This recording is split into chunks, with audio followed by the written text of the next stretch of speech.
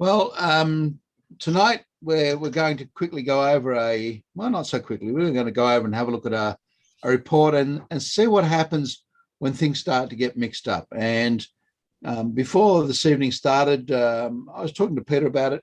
This is one of my favourite reports for looking at this issue, and it's by no means meant to be an indictment on the author of the report. It's just a good example of how we all stuff up at some stage or other in different levels. But this is a really good example of how that starts to alter your view as a reader of the report.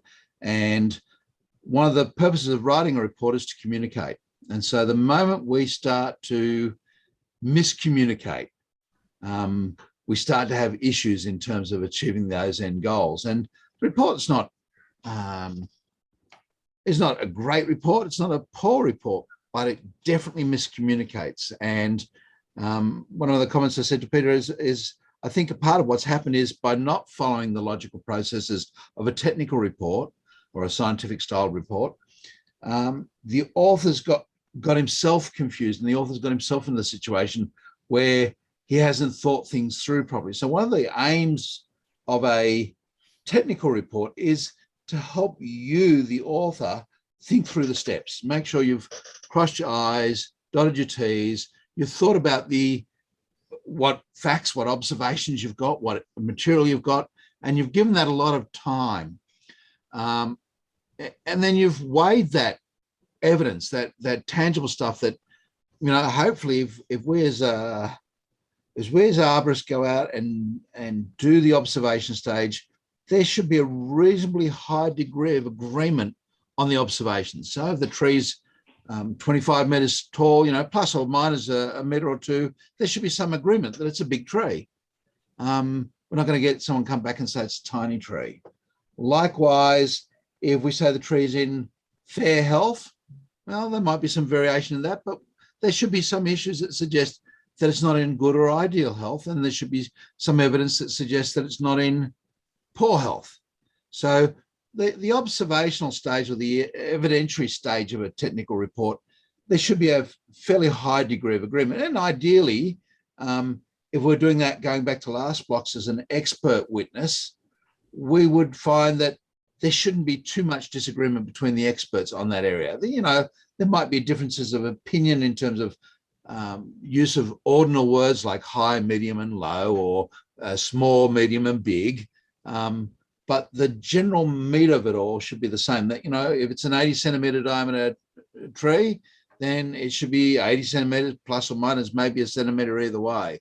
We shouldn't have someone saying it's 80 centimetres and someone saying it's 2.4 metres.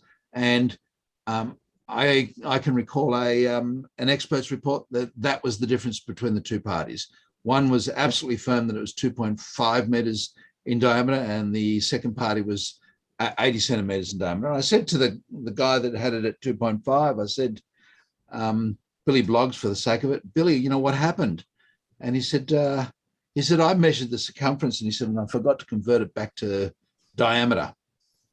I said, well, once you realize that, why didn't you say anything? He said, I didn't want to make it look like I didn't know what I was doing.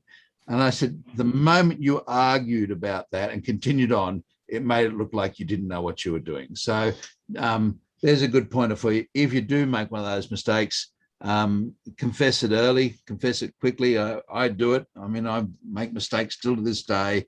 I'm a human being, not a human doing. I make mistakes doing things. So if that happens, correct it quickly and accept that mistakes happen. It's not necessarily an indictment of you of an arborist. Not admitting to the mistake is an indictment on you as an individual, though. And certainly in the court views it very much that way. So Billy Bloggs lost a lot of credibility in his evidence before the court, because the court thought if he's prepared to be obstinate about something as obviously wrong as that, then he's not going to be reliable when it comes to other things as well. So important part there.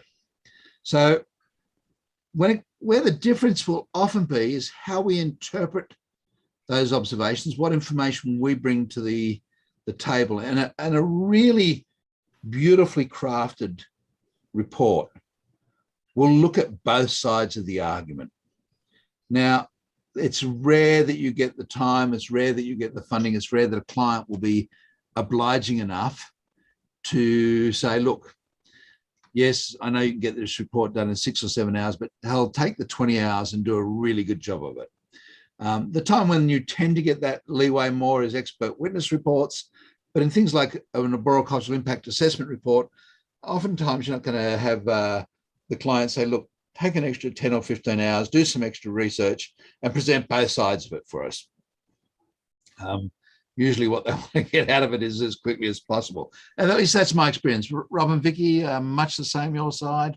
Clients want things done quick and cheap rather than saying, look, here's an unlimited budget and I'm doing really well at the moment, just take your time. Yeah, my experience is they want quick and cheap. The cheaper the better for them, but it's getting that balance. Yeah, so it's this balancing act, and it's something that we do in writing all the time. We balance between what the ideal would be and the cost in providing that and the time that adds in terms of your own resources in doing that.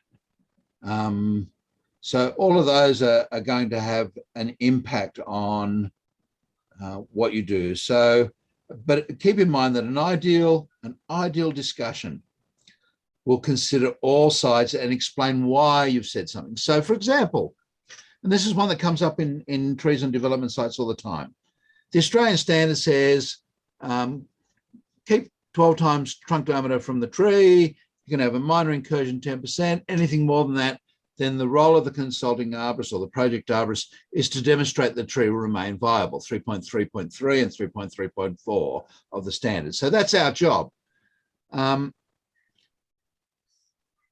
How do we do that? Well, we're going to go and say, look, this is my experience. Here are some examples. This is what different authors say. Well, the dilemma is the authors don't agree. I can show you a report by a well-respected arborist out of New Zealand who recently showed that there was some influence on trees. If you cut it 12 times trunk diameter and you did nothing, you could end up with having some form of damage. Is that my iPhone that's causing that issue, Peter? Hopefully it's not. What's the issue? Oh, sorry, there's just showing iPhone on the screen and that was it. Oh, okay. Yeah, I don't know who that is. Might be you. Killed all mine just in case it was my one. So yes, it's a great little article. And it's one now that's embedded into the training package. So hopefully this is one that we'll see a little bit more of. One of the things that's interesting though in that particular paper is the roots were cut at 12 times trunk diameter and then no aftercare was provided at all. And so the question is, what would have happened if we'd mulched or if we'd irrigated? Would that have made a difference? And there's evidence that goes the other way that says, yes, if you provide a modicum of care, you can get closer. In fact, Hamilton and Harris talk about 3 times trunk diameter. That's a lot closer. Smiley talks in one of his papers about potentially coming as close as the trunk without losing structural stability. And at 3 times trunk diameter, not a lot. So there are a number of different authors, and in a really ideal arboricultural impact assessment report, you would weigh all of those up. So I don't know who's on an iPhone, but somebody's on an iPhone. That's not mine. That's good. Yeah, you muted it. So if that person would like to say something, then just let us know. Okay. So yeah, look. So that's a good discussion. In that discussion, your paragraphs would be based on a single concept, each one a little concept. So you'd look at saying, well, look, XYZ author has said 12 times trunk diameter, blah, blah, blah. However, note that there was no mention of aftercare, and without aftercare, then there may be some influence, but it wasn't significant regardless. It was just measurable. So at 12 times trunk diameter, we get some measurable changes in the health and the growth of the tree. Not that it's necessarily long-term, it's just perceivable. On the other hand, 1828, Henry Stewart publishes his textbook, and he talks about it, or British Winter Garden, William Barron, 1854. And William actually measures the growth rate of trees after he's moved them with the Allington method, which is Henry Stewart's method. And he's talking about cutting as small as 3 times trunk diameter all the way around to move these trees, and then records their growth rate before and afterwards. So it's really the first scientific analysis of impact of root cutting that we find in English literature. So you would discuss all those, and in the discussion you wouldn't come to a conclusion, but in the discussion it should be reasonably apparent what the conclusions will be. Then in your conclusions, of course, you conclude, and then depending on how you like to do it, whether you like to have recommendations before or afterwards, for me it's after the conclusion, then I'll give you the recommendations at that point of time. Or I don't use recommendations now. I use a wonderful term, specifications, thanks to Peter Caster. Peter pointed out that once he had said to the builder, here are the recommendations, the builder said, well, they're just recommendations, so I don't have to do it. So I found that just simply changing that one word to specifications avoids that misinterpretation again. And that's our role as an arborist, is to communicate. So I call them tree protection specifications for that very reason. So let's have a look at, oh, Peter, you'll need to give me permission to share my screen. Thanks. Okay.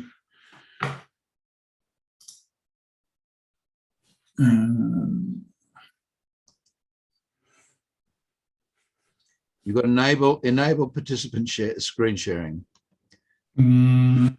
Yes. Okay. Participants. No, I'm not seeing it. I'm not seeing it. I can do it. So if I go to participants. Yes, participants is where it is. Thanks, Peter. So allow local.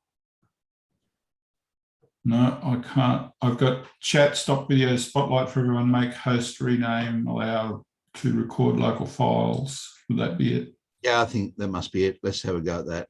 Yes. Oh, no, that's record local files. No, it's not record. No. So you can undo that one. So whilst Peter's going through that, who's had the chance to have a look at the report that Peter sent out? Has anyone? Rob, Vicky? Oh, I didn't get it. No, sorry. Okay. I just sent an email to everybody just a few minutes ago with the Dropbox link, and also sent it in November. So I'm still getting host disabled. Yeah, so I can make you the host. How about that? No, you don't. Yeah, you can, but you shouldn't be able to do that. Can't see it. And click my name and go more. Yeah.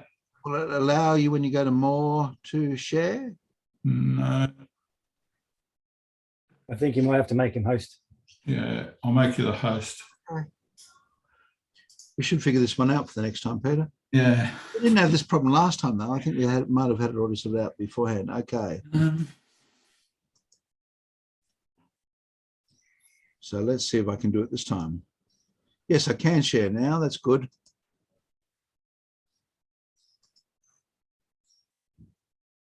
Okay, I'll make the screen larger. It's probably too large. It's 1700 times. That's okay. Can everyone read that? Yeah, that's all right. Okay, great. So this is a Parker sonic tomograph test report. It's for a tree in a park. It's prepared for somebody. It's prepared by somebody. Title page, perfectly good, well laid out. An executive summary. Again, I don't mind whether it's there or after the table of contents. I'm old fashioned. I want them to try and get somewhere further down. So it would be after the table of contents, at least that way they see what's in the report. Adam, Tom, and I have often discussed this. Adam won't put an executive summary in. He says, if you want to know where the end information is, read the conclusions. If you can't be bothered to read the conclusion, don't waste your time on the report. So I'm fine with an executive summary or a conclusion either way. So it's council's commissioned it. We know that the subject trees are 2 Moreton Bay figs. Again, just pedanticism at my side, that should be italicized. And down here where we get tree 1 has confirmed Pholinus. Pholinus is not italicized. And the reason that Pholinus is not italicized there is that it's talking about the genus, and the genus by itself is not a scientific species. It's just a genus, so it's not italicized. We only italicize species, the species epitaph. So if it's Ficus sp, SP, SP is not a scientific name, so the SP is not italicized. Ficus would be. So this would be Pholinus SP, and then we know we're talking about a specific species of Pholinus. So it's just pedanticism. And I remember once somebody said to me, look, when XYZ reads these reports, they go through them with a red pen and mark them up. And I thought, yeah, that's really getting to the pedantic stage. The purpose is to communicate. Does it communicate clearly? It communicates clearly enough. But it's just those little fine finesse things. When I serve set the kitchen, the dining table for Christmas, I managed to put the knives on the right-hand side, the forks on the left-hand side, because that's what tradition says. You could put them the other way around. I'm sure that there wouldn't be a person who wouldn't be able to figure out how to pick them up and swap them around the right way. And I figure it's the same here. There wouldn't be a person who can't figure out to italicize what they need to. I don't think that reflects on the knowledge. It just reflects on pedanticism that is important. And if I was looking at that and reviewing that from an external point of view, I'd say, is this person being particular about things? Is this person taking care? Next thing I notice is this is a paragraph here. That's a big paragraph. And that paragraph should all relate around this first sentence.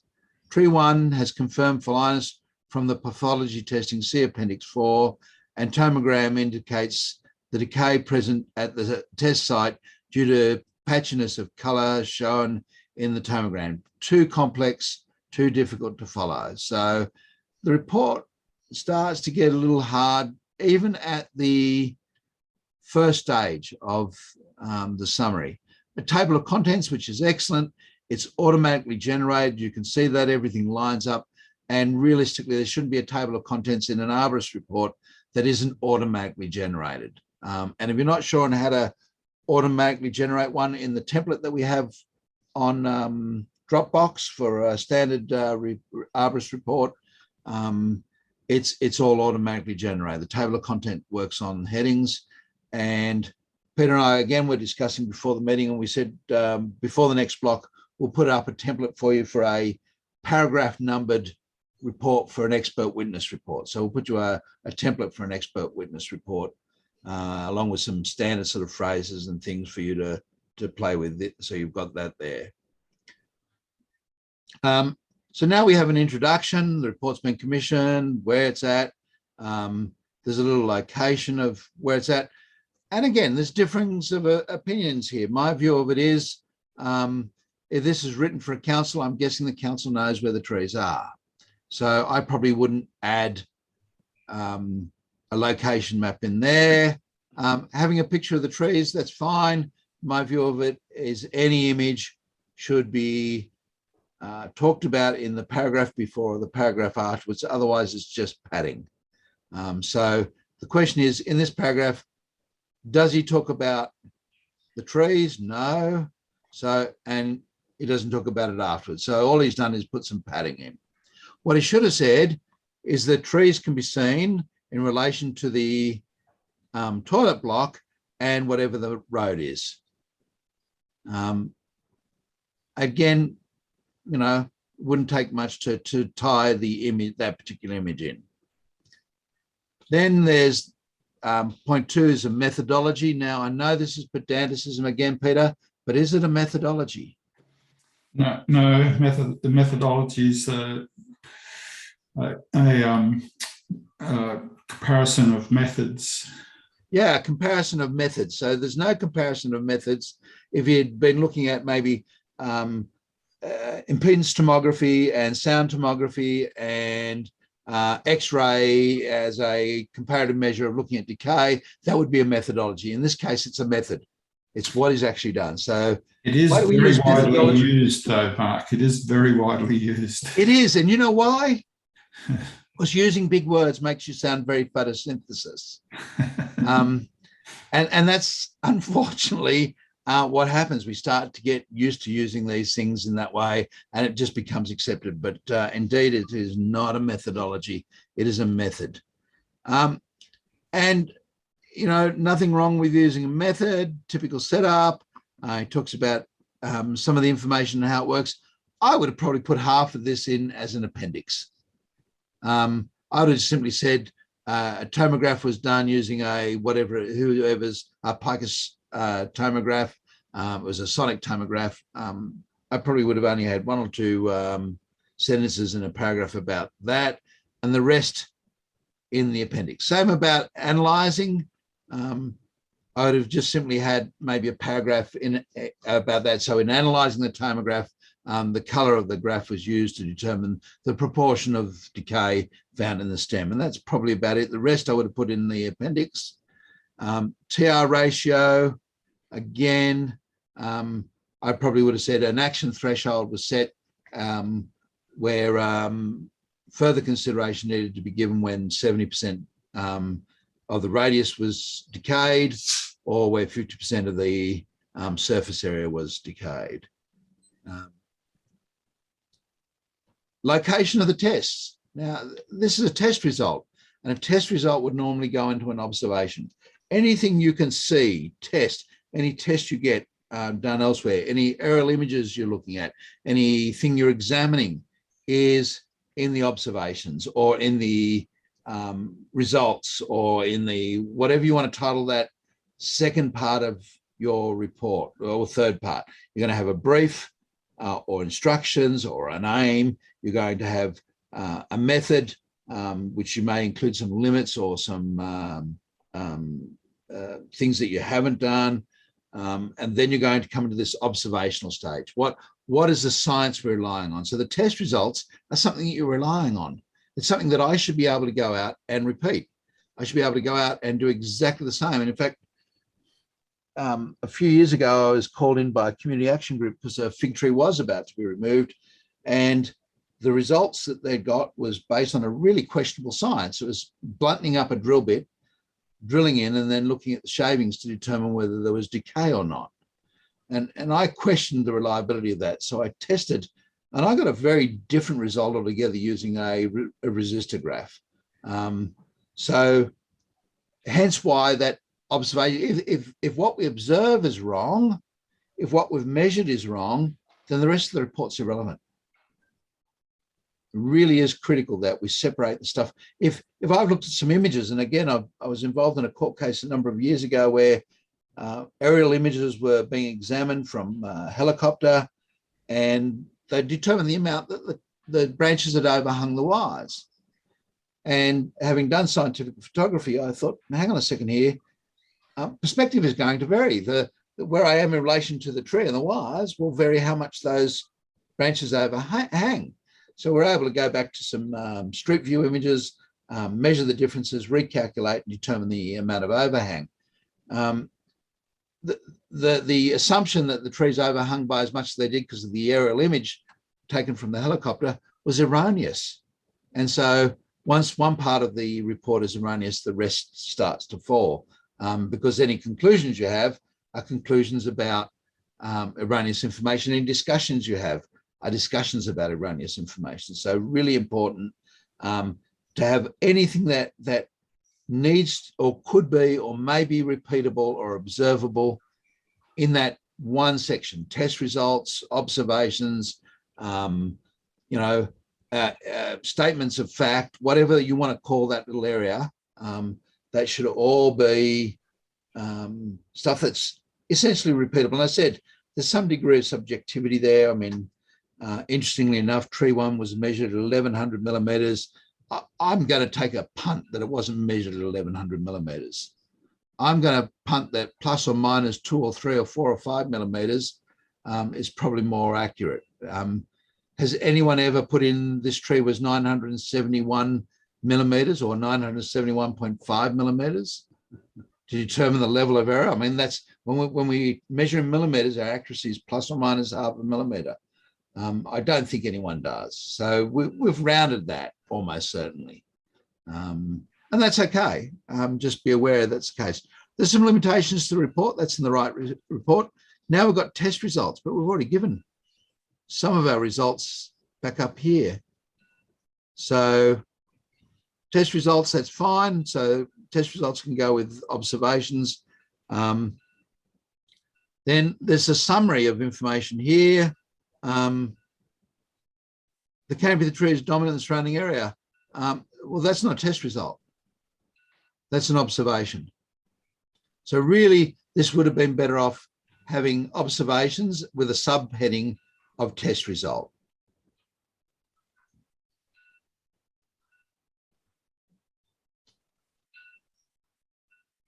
Test results show that the tree had 68% soundwood. Anyone want to interpret? Anyone here familiar with a tomograph enough to be able to understand what that says? Or do you want me to interpret that? Peter?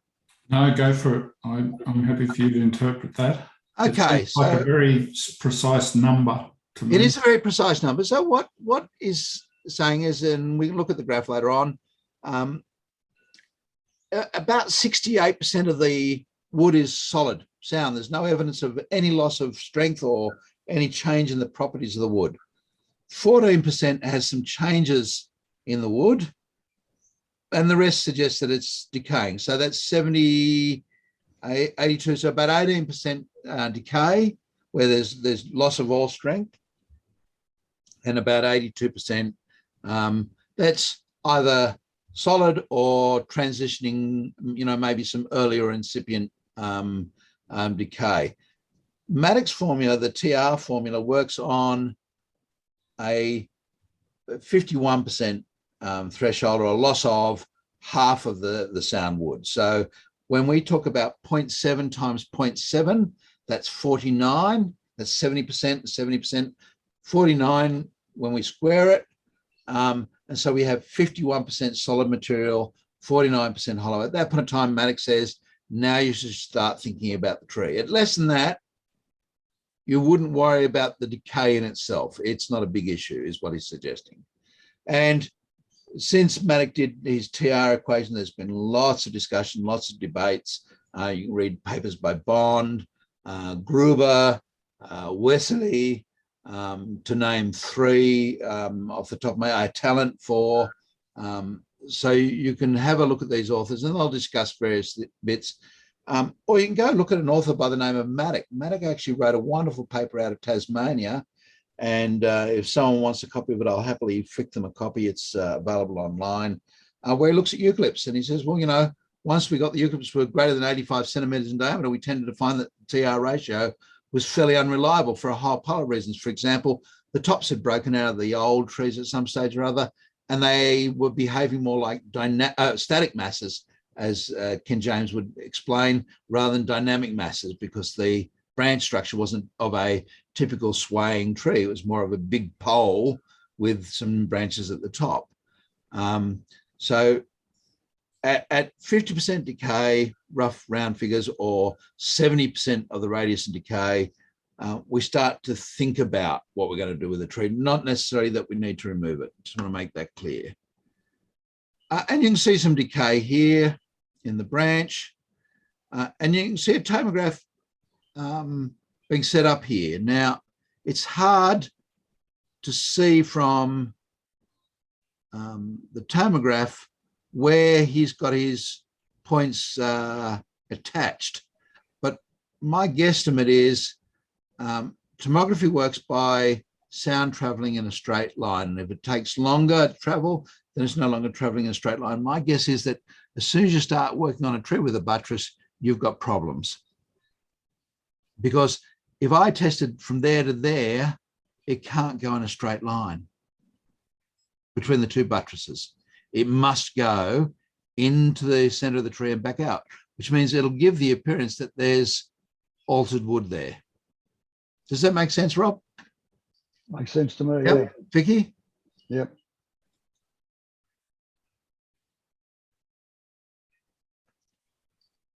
It makes sense to me. Sorry, I lost that, Vicky. You're just saying that makes sense to me. Yeah. So buttress trees are very difficult to use standard tomography on and have any reliability. The other thing that's interesting is the further you get out from the center of the tree, the more support you get from the wood. Just like me standing up now and putting my legs wide apart, I've got more stability than if my legs were close together. Okay, so tissue further out is more stable, so the buttresses are more stable. So it really is a difficult one. Where do you test? The answer is you should ideally test in the sinuses, and you should treat these as extra tissue on top that gives stability. And, you know, for that reason, failure of whole stems of fig because of decay in the stem hollow is pretty rare. And I'll demonstrate that with an example from experience that we all know, and that is strangler figs work on that exact principle. They strangle a tree. Moreton Bay fig's a strangler fig. It goes around an old tree, and then the old tree dies in the middle, and you end up with this matrix of fig around the outside holding the tree up all the same. So it's not uncommon for them to be able to standing quite well in that situation. In fact, the two tallest Moreton Bay figs, two biggest Moreton Bay figs in Australia so far are at Billingen, and both of those started as emergent trees growing as epiphytes around another big tree. And I think you've seen them with us, Peter. They're about 45 meters odd of trunk before you see anything else. They're just amazing trees. So yes, the buttress is very difficult application of a tomograph. And so both trees have been tested. Now we get some comments here in test results, something about fig cyllid damage was present on both trees. It's on both trees, and yet now we get to tree 2's report. And you can see how it's just been a very stream of conscious type report that really does start to get difficult to follow. And here wasn't able to test the whole tree because of the equipment that he had, and that's fair enough. He's been honest about that. So he's going to test an 80 centimetre diameter branch, and that 80 centimetre diameter branch he found to have 98% solid wood. So there wasn't a lot of decay there. Can we agree? Yeah, good. And so here's the test of the solid bit of wood. Mind you, I think you can see already there a slight sinus that will automatically alter the transmission speed of wood because it's got to go around that curve. Doesn't matter what you want to do. And indeed, we start seeing areas where there's starting to get some problems when you look at the sinuses. Yeah, can you see that? We know there can't be early decay here because the tissue's alive. It's just purely the fact that we're looking at a sinus that creates the error there. Oh, we've got some material oozing out of the tree, so we've got some fluids. We've definitely got something happening on the inside. We've got some heat damage, some scalding of the tissue. I'm not so sure, and I've made this comment many a times, I'm not so sure that sunburn is the right term to use for damage caused to trees on the top side. I think it is heat scalding or heat damage more so than it is sunburn in the sense of UV. I'm not so sure that UV damage to the bark is that significant. And the rationale behind that, of course, is you get a day that's 42 or 43 degrees. That's the ambient temperature. The direct temperature in the sunlight's over 60 degrees. 60 degrees is enough to sterilize something. How do plants stop that from being an issue? Well, the answer is they use water and they add volume. So if you have a tree that's stressed and it can't cool itself, it's more likely to be harmed. So there has been a prior failure, and there's an image of that, and there's clearly some decay there. What failed? It was a limb. So he's been quite clear about that. I don't think there's any doubt about that. So now we've got conclusions. We haven't had much of an observation. We've had no discussion. Now we've got a conclusion. And that's when it starts to get difficult, because we don't understand how he's got to the conclusion. So both trees have clear evidence of stress, as is evidenced by the thinning of the canopy, poor vigor, and as tree 2, a large diameter branch failure. Due to the poor condition of the canopies, this may be an indication that roots of these trees have been affected by a decay pathogen. Wind throw is an unlikely situation due to low dome canopies. However, failure of the root plate should not be discounted. So I can't dismiss it altogether, but not likely to fail if there is damage there. Both canopies are suffering the effects of fig psyllid. Leaves found on the ground below the tree also showed evidence of fig psyllid. The presence of fig psyllid on these trees is at alarming levels. So, Rob, you're in Melbourne, aren't you? I am, yes. Yeah, so you get fig psyllid down there, particularly on the ones in the city, on Moreton Bay figs. Vicky, where are you from? I'm from Sydney. Sydney, okay, so you're very familiar with fig psyllid then. Every now and again, fig psyllid numbers get very high.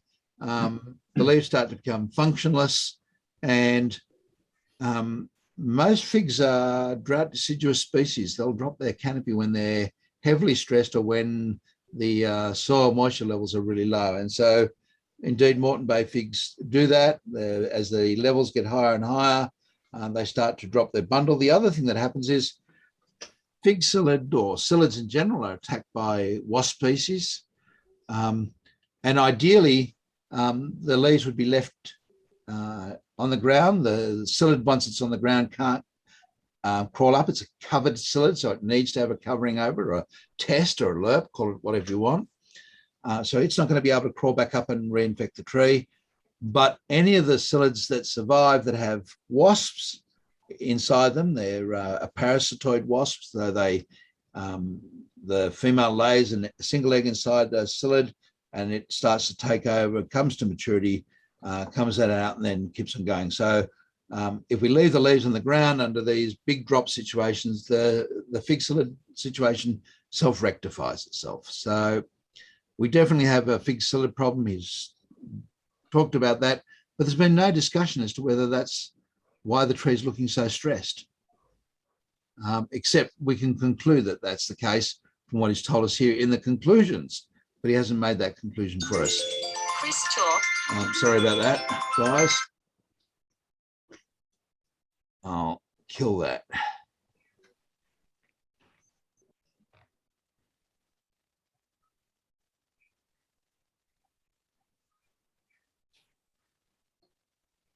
Okay. So yes, we're not given that information in a logical process. We're not told the trees are looking sparse, the canopies are thin, large amounts of fig psyllid, or alarmingly large amounts of fig psyllid are present. The fig psyllids may be responsible. And in fact, he says here in the conclusions, fig psyllid is responsible for periodic defoliation of Moreton Bay fig. But because it hasn't come in the sequence of things, it starts to make the report look like it's been written for a purpose other than what it is. That is, this report is being written to support the removal of the trees. As I said, I don't think it was.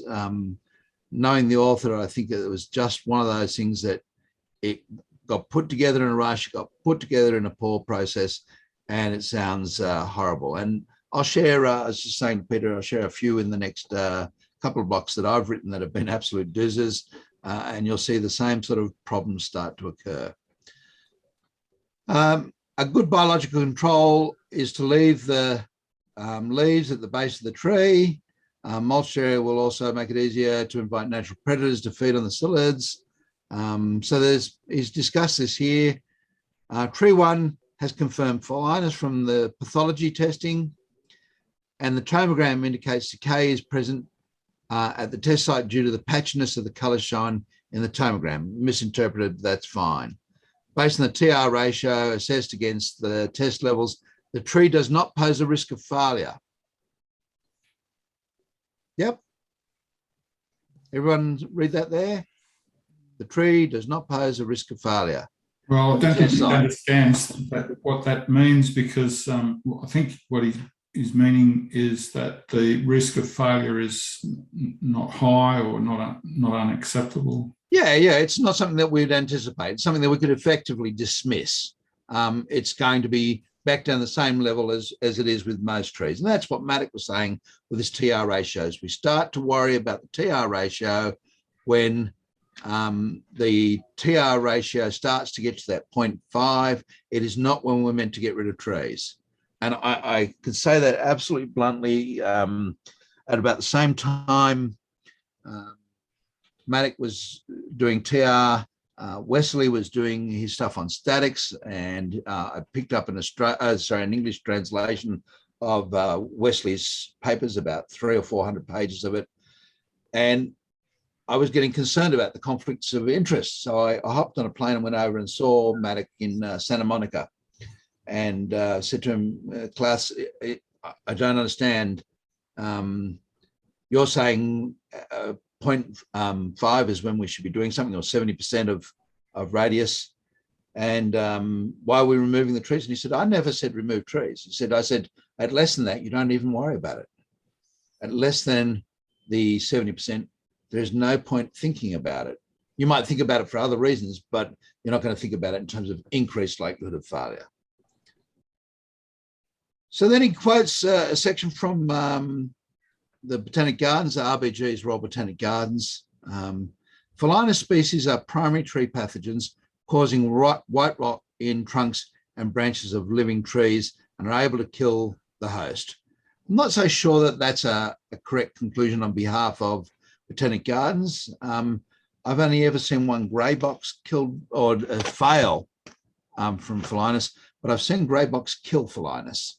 I've seen Sydney bluegum with Phylinus where the other organisms have taken over. So yes, they are able to kill, but they're not always pathogens, and they're not always virulent at all. So depending on the species of Phylinus noxious, the root fungus, horrible, and it's just destroying figs. We know it's down below Grafton now. Peter, do you know how far it's got at all? I'm only aware of it being as far as Grafton, but I'm sure it must be further. It's just that we probably haven't noticed it. You remember the one outside the old Catholic school there at Grafton? It actually fell over. I don't know that I'm aware of that one. Okay, so there was one there that we did look at, and it has fallen over. So that gives you an idea that it had been there for a few years at least anyhow. It fell over, I think, in about 2016 or 2017. And speaking to Craig Hallam about this, he and Francis Schwartz have been doing lots of work on trying to control Phylinus noxious using trichoderma bred for the purpose. And Craig's of the view that it'll get to at least Port Macquarie without any problems at all in terms of environmental conditions. So I think it's fair to say that we should probably expect it in Sydney on the coastline at some stage. And it went down from, it was reported as low as Byron Bay, I think, in about 2014. So it seems to have moved at a fairly good pace. I'm not sure that it's moving, Mark. I think that maybe that we just haven't noticed it. Yeah, okay. I think that's probably a fair comment, although I'm sure that it is the distribution is increasing as well. It may not be, but that'll be interesting to see. So, okay, tree 2 does not have confirmed phylinus, but from the pathology testing. However, the exudate leaking from between the buttress roots is a strong indication there's large pockets of decay holding moisture that leak out in high rainfall. So there's a cavity in the tree.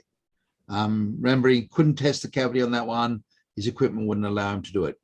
Due to the age and condition of these trees, it is not possible that these trees will recover from the advanced state of decline. Well, I think that was an erroneous conclusion, but I can see how he's got there with just getting his things all confused and muddled up. Certainly the same thing is said about the domain fig trees, which was a massive debacle a number of years ago. There are a number of trees there that were considered unstable and unsound. When they cut them down, there were pockets of decay, sometimes as extensive as 10%. So essentially no decay. One of the trees was left. It was the tree of truth. It's the tree where the politicians go to deliver their press statements, state politicians. And in the Land Environment Court that ensued over the removal of those trees, one of the comments that was made is that the tree of truth wasn't really a risk to people. The only people that were underneath it were politicians and journalists, and they really don't count. And I thought that was a rather nice comment to make. So that tree, the tree of truth, was considered to be a tree in such poor condition that it needed to be removed as a matter of priority. Probably wouldn't do another 5 or 10 years. And of course, it's done more than that now and continues to perform in good health. So it's probably an erroneous. Now we've got some recommendations based on tomogram, VTA and pathology results. I have the following recommendations for these 2 trees. Due to the confirmed presence of phylinus, overall poor vigor of the tree. How do we know the tree's in poor vigor?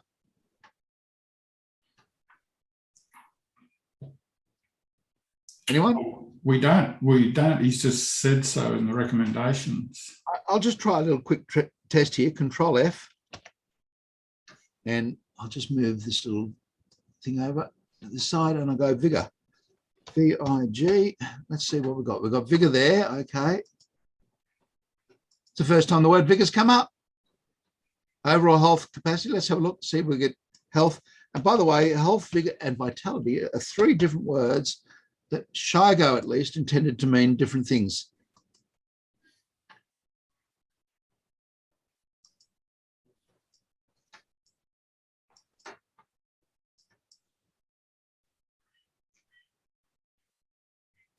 There is good evidence to support that healthy trees are less affected by fig psyllid than trees under stress. Well, that's true. The fact that they're affected more doesn't mean that the trees are not in good condition. Do we see anything that says the trees are stressed? STRESS. I'm just trying to find as many ways. Both trees have clear evidence of stress, as is evidenced by the thinning canopies, the canopies that can be caused to shed as a result of fig psyllid.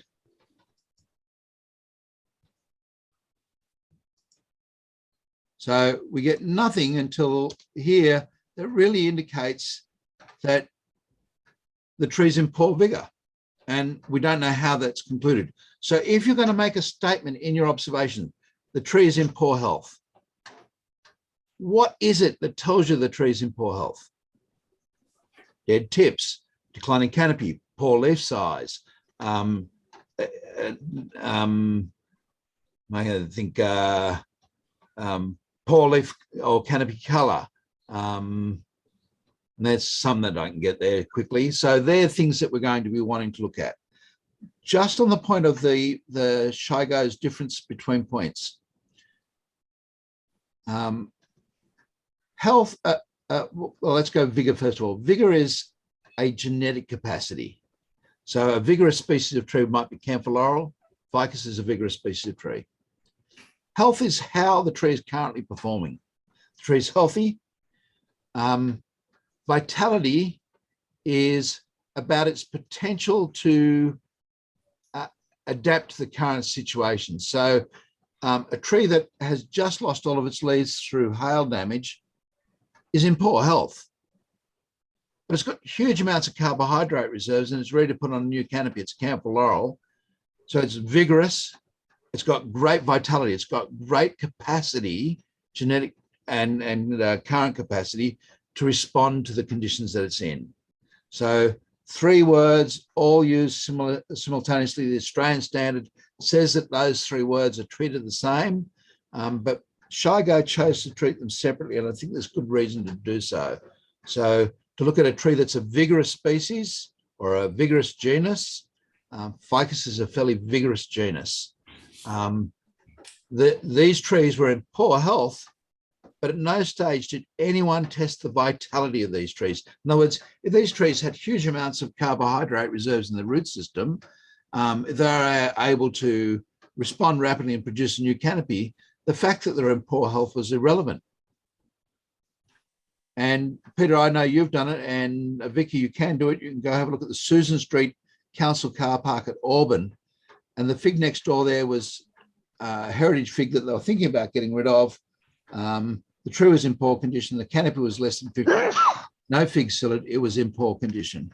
That tree today is pristine. You wouldn't notice that it had, and they used a nasty chemical. We got a permit to use it. Peter knows about it.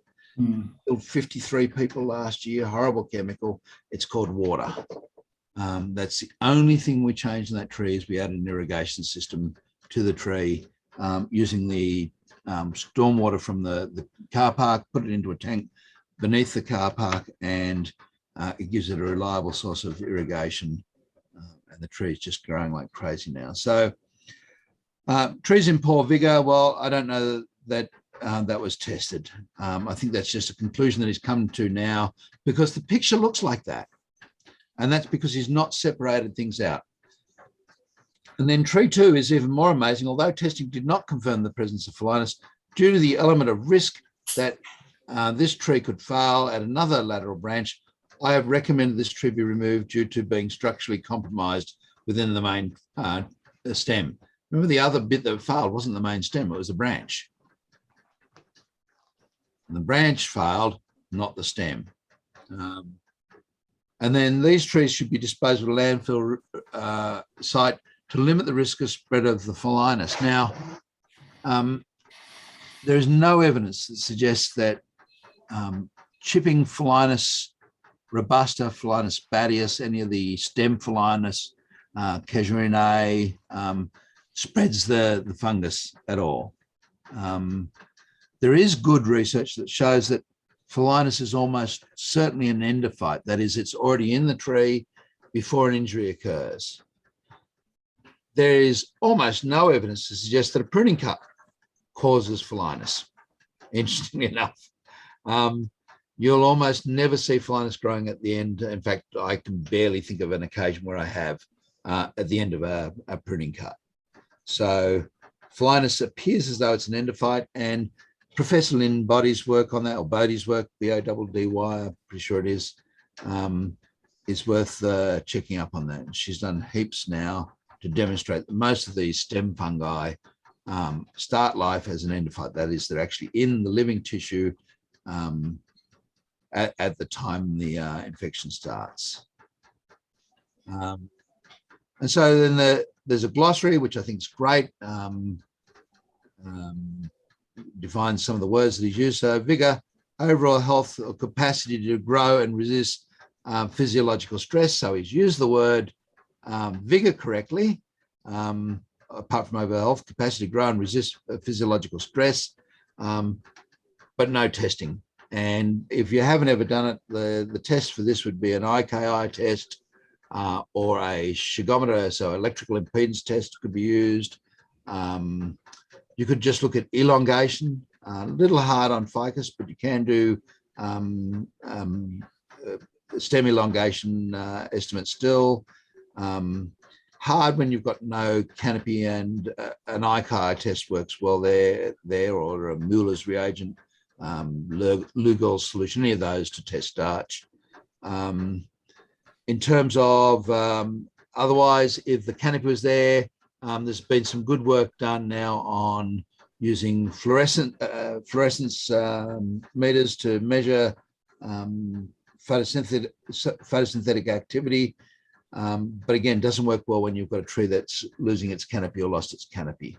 And an iodine and potassium iodide test, just the reagent and the basic equipment to do it with a really simple thing on a ficus would set you back probably $25 or $30. So it's not a complex process.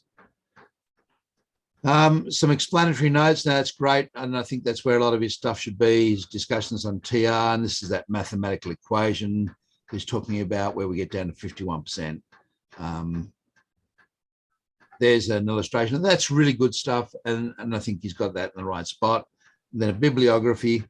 I wonder how much of that bibliography has actually been referenced above. I don't think a lot of it has. If you've got a bibliography, make sure it's actually informing the above information and you've cited it above so that the reader knows what you're looking at. And whilst it's really good to cite an author, if you're playing fairly in a expert witness report, also try and reference the page numbers rather than making people go through a 900-page textbook to try and find a particular paper. If you're doing a paper, that's fine, it's the paper cited.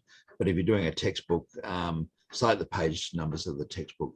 If you're not a nice person, then don't. But it's really good to help. Again, as another expert, dealing with an expert, you want the other party to see and understand the things you're talking about. And Peter, you and I have talked about this a fair bit over the last couple of years. When you're going into an expert's conclave, when you're dealing with another expert, you want them to try and get on the same page with you as quickly as possible and understand where you're coming from. And so assisting them in that rather than hindering in that is a good thing. So, and here he's got, he's used a paper. So in a paper situation, you can't get it wrong, but in a textbook, I don't know, he's got one here. And he's got his page numbers in, and that's just really a great way to assist the reader in being able to find information. The test results from the RBG, really interesting. Sent away for Ganoderma infection. He was worried about a root rot of, or a butt rot of the figs. Didn't come back positive, but they found Pholinus. Now, we're dealing with this sort of stuff all the time now. The DNA is a PCR test, you know that now. Polymer chain reaction. We're seeing them used all the time with COVID-19. And, if you tested anywhere in the suburb of Shanes Park enough and you amplified the DNA enough, you'd find my DNA. It's all over the suburb. That doesn't mean that I'm living in every property in Shanes Park. It just means that the more you amplify something, the more likely you are to find something. So the fact that Pholinus was found or any of these things are found doesn't necessarily confirm that they're causing any problems. What is interesting is the Botanic Gardens have pointed out that it's a white rot. And they've got a lovely little phrase, I'm just going to find it for you.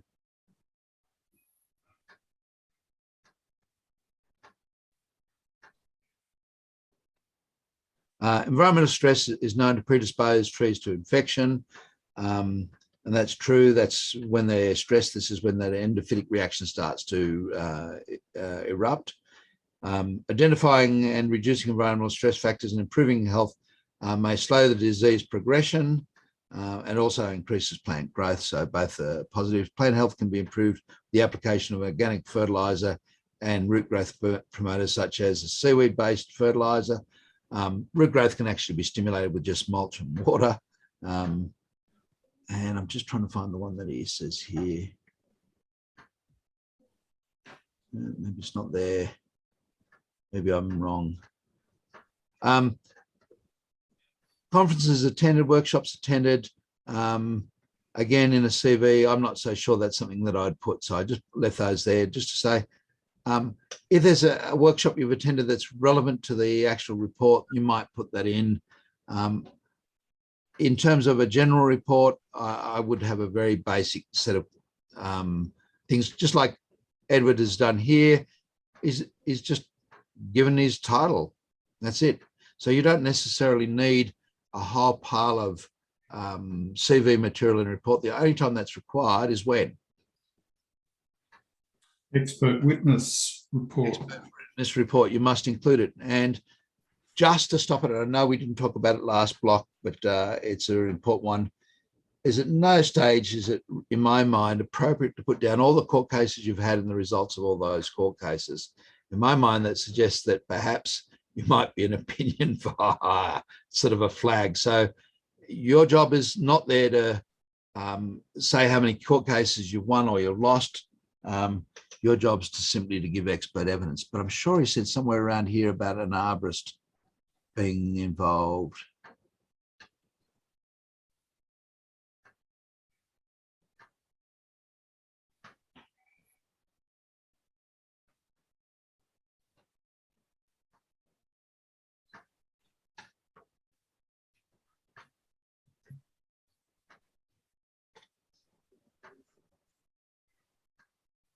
Oh, yes, here it is. Therefore, we recommend that the structural integrity of the tree be assessed, especially if it is located near buildings or a thoroughfare. So that's the Botanic Gardens recommendation, is have an arborist assess the tree. The arborist says, based on the Botanic Gardens report, we should remove the tree. Do you see the difference between the two? And that's just because, again, he's just lost this sequencing. What he should have said is the Botanic Gardens have detected Phylinus in this tree.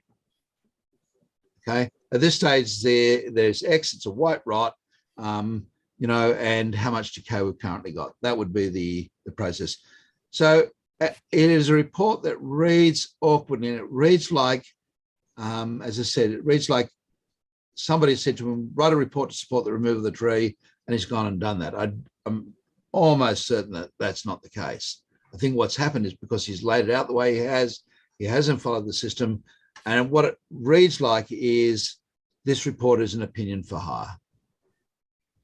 He's said that the trees should be removed, and he's cited the risk from the trees as one of the main reasons for it, but there doesn't seem to have been any risk assessment done. No, it's, as I said, it just hasn't followed. So if you're going to make a statement in the conclusion, any statement you make in the conclusion must be supported by discussion. So we go back the other way.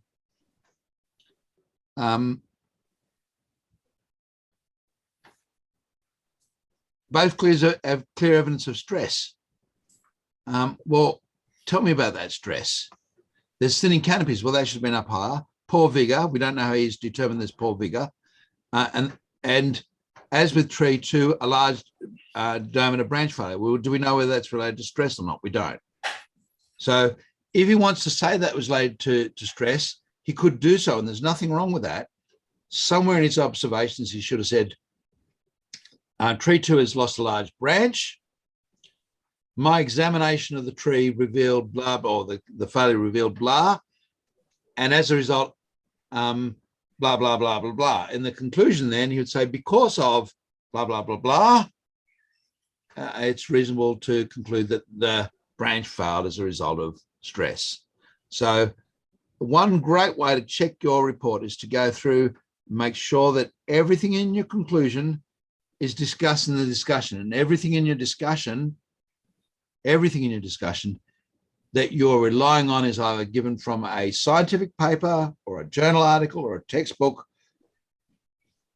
or from your observations, or you tell the reader, anecdotally, this is my experience. And that anecdotally, this is my experience is the worst sort of evidence you want to, or justification you want to give for your discussion, but it's still a valid process. As experts, and we heard that last block, as experts, our experience matters.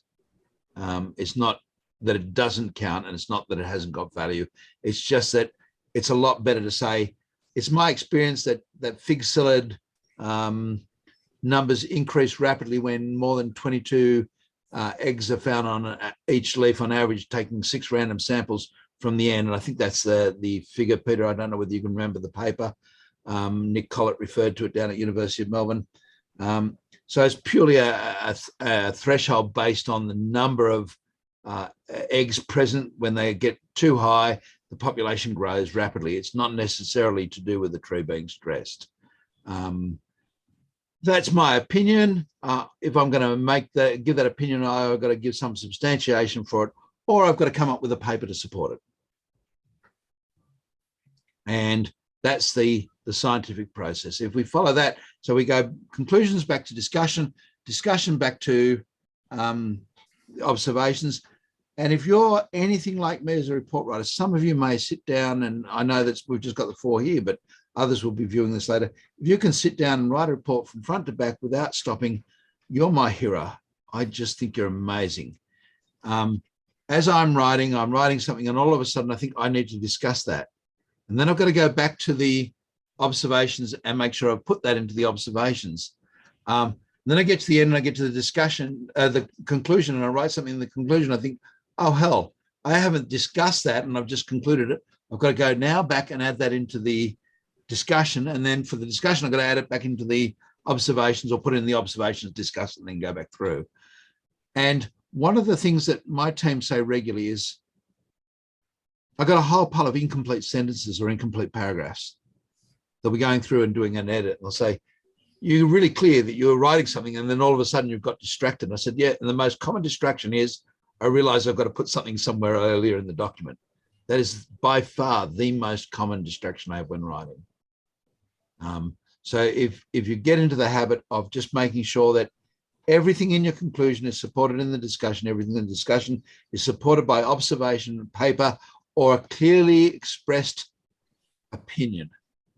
That is, it's my experience that, it's my view that, I'm of the belief that, perfectly acceptable, but you've got to let the reader know how you've come to that. And this report is one of those reports that doesn't, when you're doing trees in a development site, that's what we're being asked to do. We've been asked to substantiate the trees will remain viable. There's some great papers, Hamilton, Harris, Smiley, I can't think of the correct name for Cecil, big long name, Dutch, just gone over to the US or Canada, one of the two, to lecture over there. He's just had a book, let me pull it up, I'll find it for you. He gives a great little discussion on root morphology, what resources, all references.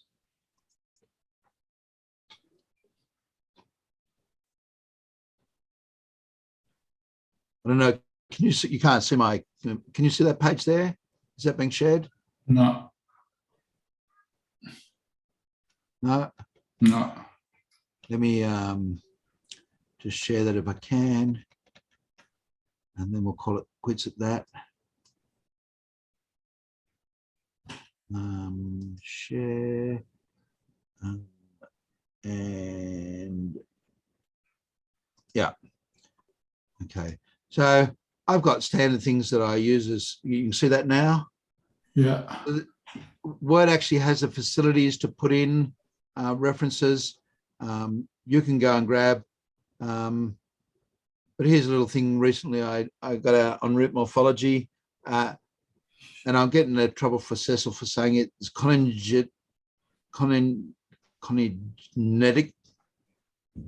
you know, close enough, Cecil. It's a lot easier for me to say, but great little explanation of the morphology of most trees. If we go back 50 years ago, root systems were described as being tap roots. That's largely not the case. Then we got the flattened root plate, which is largely not the case.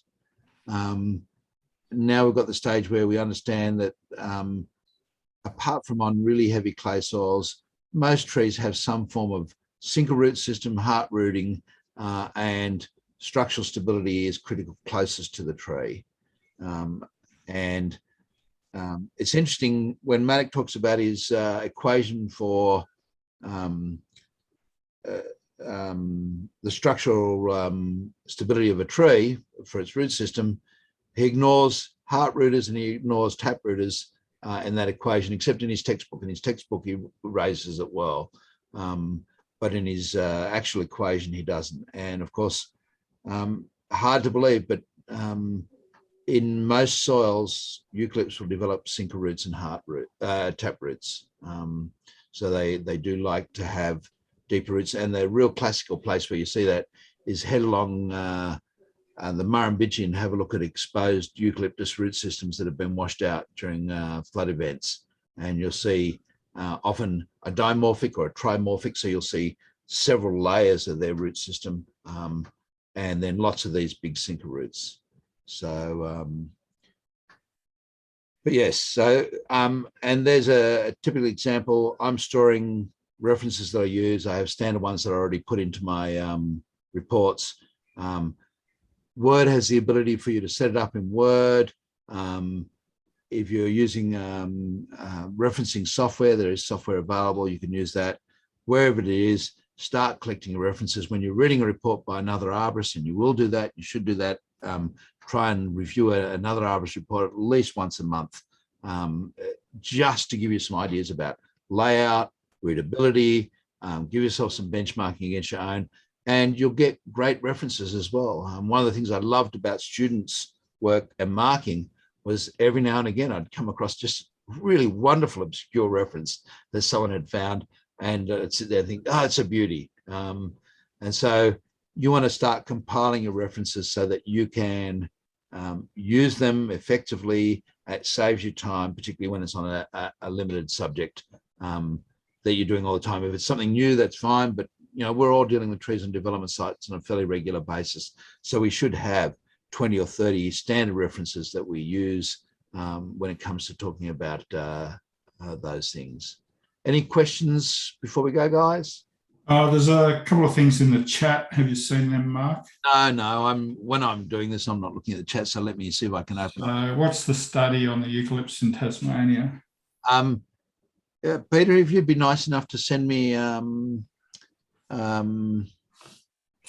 email, I'll send you a copy of that, and you can circulate it to anyone that emails you and asks you for it.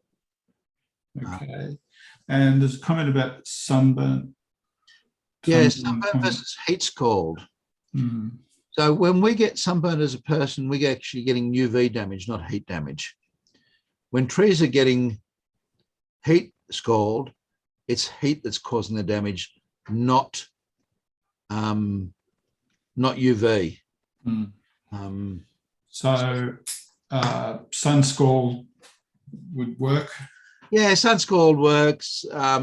Sunburn is just again, it's one of those little things that don't matter but do. I mean, there was a brilliant dentist out of Queensland who described these things as the critically essential non-essentials. So how would the use of white paint work for heat scald?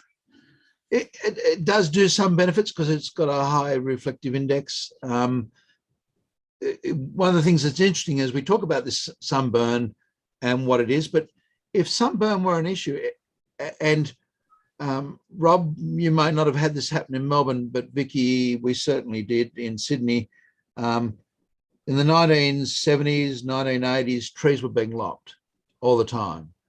If sunburn were an issue to do with UV, we cut off the branches in the middle of summer, all those trees should have got massive sunburn on the top side because they're all been getting full exposure to UV.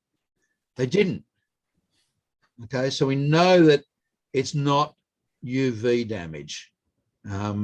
We know that it's something different to UV damage. And it's interesting, trees that have root systems that have been harmed, or trees that are suffering from drought that have this happen to them, are more likely to get heat damage on the top side.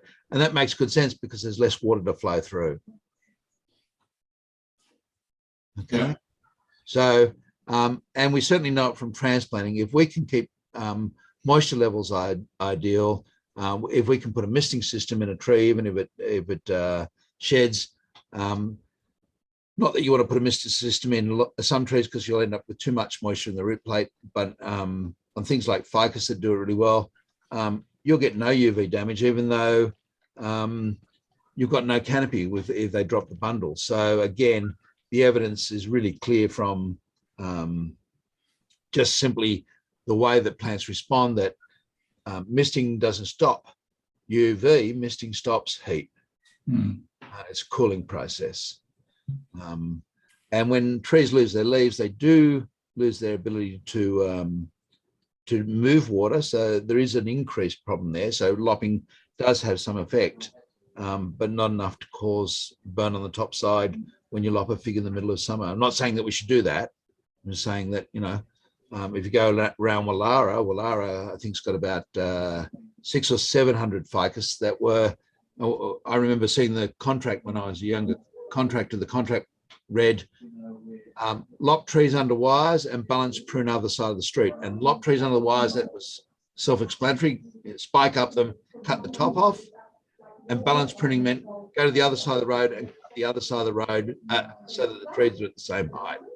And that was done to several hundred figs just in Wallara alone. So if you look at it from that point of view, if sunburn were the problem, then all of those trees would have got sunburn, UV damage.